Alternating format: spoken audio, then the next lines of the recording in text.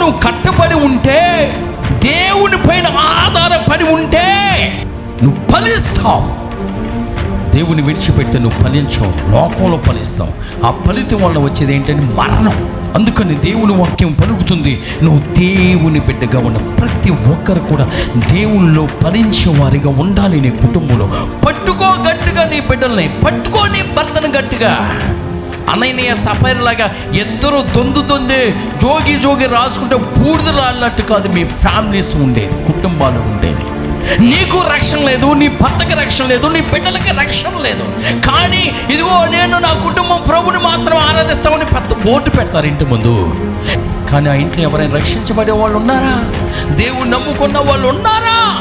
ఇల్లు కట్టుకోవాలి అంటారు. ముందు కుటుంబాన్ని కట్టుకో యేసయ్యలో.